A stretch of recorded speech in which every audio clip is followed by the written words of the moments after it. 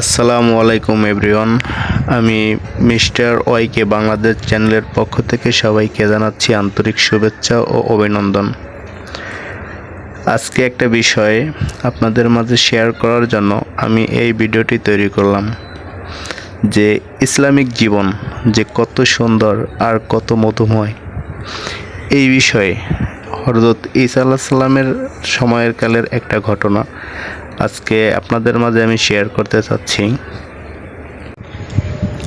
আশা করি আপনারা সবাই মনোযোগ সহকারে আমার কথাগুলো শুনবেন। ইসলামিক জীবন ব্যবস্থা যে কত সুন্দর আর কত মধুময়। এক সময় হযরত ঈসা আলাইহিস সালামের সময়ে যে একটা নারী ব্যভিচারী করে বেড়াতো, মানে হচ্ছে গিয়ে একটা নারী খুবই খারাপ কাজ করে বেড়াতো। দেখা যেত যে ওই নারী ওই অঞ্চলের যত যুবক সমাজ আছে, যুবক সমাজের সবাইকে ও একাই গুমরাহ করত, মানে একাই নষ্ট করত সকল যুবক ভাইদের। হঠাৎ করে ওই অঞ্চলের লোকজনের কাছে ওই নারী ধরা খেল। তারপর সবাই মিলে চিন্তা করলো যে এই নারীকে নবীর কাছে নিয়ে যাওয়ার জন্য, এবং সবাই ওই নারীকে হযরত ঈসা আলাইহিস সালামের কাছে নিয়ে আসলো। আসার পরে হযরত ঈসা আলাইহিস সালামের কাছে বলল যে, হে আল্লাহর নবী, আপনি এই মহিলাটির বিচার করুন, যে ও তো প্রত্যেকটা যুবক সমাজদের নষ্ট করছে, আর ওর কঠোর শাস্তি হওয়া উচিত। তো আপনি তো আল্লাহর প্রেরিত নবী, আপনি ওর বিচার করুন। তখন হযরত ঈসা আলাইহিস সালাম খুবই গভীর চিন্তায় পড়ে গেল এবং তিনি বলতে লাগলেন, হে আমার অনুসারীগণ, তোমরা শোনো, ও তো অনেক খারাপ কাজ করে, অবশ্যই ওর বিচার হবে। ওর বিচার খুবই কঠোরভাবেই হবে এবং ওর বিচার আমি করব না, ওর বিচার তোমরাই করবা। তখন তো ঈসা আলাইহিস সালামের অনুসারীগণ চিন্তা করলো যে আমাদের কাছে যেহেতু বিচার দেবে, আমরা তো কঠিন বিচার করব। কিন্তু ওনারা চিন্তা করতে পারে নাই যে হযরত ঈসা আলাইহিস সালাম এমন একটি কথা বলে উঠবে যে বিচার তোমরাই করবা। কিন্তু আসলে একটা বিষয় কি, যে আমরা মানুষ, আমরা বিচার করার কে? বিচারের ঘরে বা বিচারের মালিক, সর্বশ্রেষ্ঠ বিচারের মালিক তো মহান আল্লাহ তাআলা, তাই না? তাই আর কি আল্লাহ তাআলার কাছে ছেড়ে দেওয়াটা উত্তম প্রত্যেকটা মানুষের ক্ষেত্রে। তখন হযরত ঈসা আলাইহিস সালাম বলল যে তোমাদের মধ্যে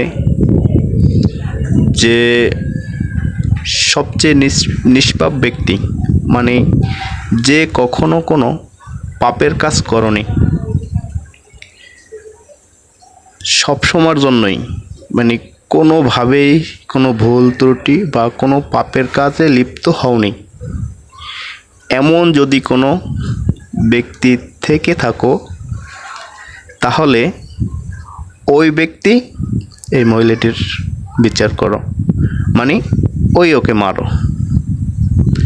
হাজার হাজার মানুষ সবাই তো চিন্তায় পড়ে গেল যে আসলেই কি কেউ আছে যে একেবারেই নিষ্পাপ?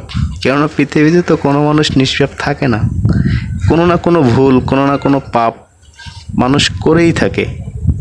এই যে দেখেন যে ঈসা আলাইহিস সালাম যে এই কথাটা বলল যে তোমাদের মধ্যে যদি কোনো নিষ্পাপ ব্যক্তি থেকে থাকো, ওই তার বিচার করো, মানে ওকে মারো। তখন সকল মানুষ খুবই চিন্তায় পড়ে গেল যে আসলে তো আমরা কেউই নিষ্পাপ না, আমরা তো সবাই কোনো না কোনোভাবে পাপের কাজ করি, তো আমরা কিভাবে এর বিচার করব? দেখুন যে আসলে মহান আল্লাহর এমনই রহমত যে আসলে আল্লাহর রহমত বা আল্লাহর তাআলার ইচ্ছা এটা তো কোনো মানুষের বোঝার কোনো ক্ষমতা নাই, তাই না?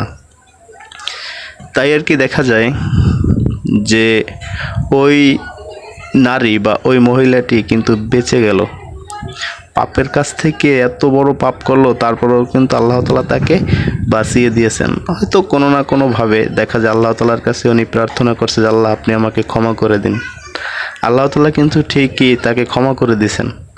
আর আমরা মানুষ জাতি আমরা কি করি, আমরা দেখা যায় যদি কোনো মানুষ কোনো খারাপ কাজ করে বা কোনো পাপের কাজ বা কোনো ভুলের কাজ করে, আমরা কিন্তু সাথে সাথে বিচার করা শুরু করে দিই। কিন্তু একটা বিষয় আমরা কখনোই চিন্তা করি না যে আমরা বিচার করার কে, বিচারের মালিক তো মহান আল্লাহ তাআলা, তিনিই বিচার করবেন, তিনি তো সঠিক বিচারক আর তিনি তো সঠিকভাবেই বিচার করবে। তো সুতরাং আমরা শুধু শুধু কেন এই বিচারের কাঠগড়ায় দাঁড় করিয়ে বিচার করার চেষ্টা করি? হ্যাঁ, তারপরও আল্লাহ তাআলা মানুষকে পৃথিবীর শ্রেষ্ঠ জীব হিসেবে পাঠিয়েছেন পৃথিবীতে, তাই সকল দিক বিবেচনা করে সকল কিছুর হিসাব করে তারপরে বিচার করা উচিত। আর সবচেয়ে আসল বিষয় যে আল্লাহ তাআলার কাছে বিচারের হিসাব বা দায়ভার ছেড়ে দিলে তিনি কিন্তু সঠিক বিচার করবেন। আল্লাহ তাআলা ছাড় দিয়েছেন কিন্তু ছেড়ে দেয় নাই। আল্লাহ আমাদের পাঠাইছে পৃথিবীতে তাহারই ইবাদত করার জন্য। পৃথিবীকে আখিরাতের শস্যক্ষেত্র হিসেবে তৈরি করা হয়েছে। তো আমরা সবাই চেষ্টা করব যে কোনোভাবেই আমাদের দ্বারা যেন কেউ কখনো কোনো ক্ষতিগ্রস্ত না হয়। আমরা সবাই চেষ্টা করব, মানে দিল থেকে, মানে আত্মার অন্তরস্থল থেকে বলবো যে আমাদের কাজ দ্বারা বা আমাদের দ্বারা যেন কারো কোনো ক্ষতি সাধন না হয়। আমরা দৃঢ়ভাবে প্রতিজ্ঞাবদ্ধ থাকবো যে আমরা যেন কখনো কারো ক্ষতি না করি। যারাই আমার ভিডিওটা শুনবেন বা দেখবেন, অবশ্যই আপনারা সকলে চেষ্টা করবেন যে আপনাদের দ্বারা যেন কারো কোনো ক্ষতি না হয়। একটা জিনিস কি, মানে যদি কারো উপকার করতে পারি আর না পারি, যেন কারো ক্ষতি না করি, এই জিনিসটা সবসময় মাথার ভিতরে থাকলে দেখা যাবে যে আপনি অনেক ভালো মনের মানুষ হতে পারবেন, বা যেই করবে সেই ভালো মানের একজন মানুষ হবে। আর মানুষ হতে কিন্তু অনেক কষ্টের ব্যাপার। হ্যাঁ, চিন্তা করতে পারেন যে মানুষের মতো দেখতে, আমরা তো মানুষ, কিন্তু না, মানুষের মতো দেখতে হইলেও কিন্তু মানুষ হওয়া যায় না। মানুষ হতে হলে তার ভিতরে মনুষ্যত্ব থাকা খুবই জরুরি।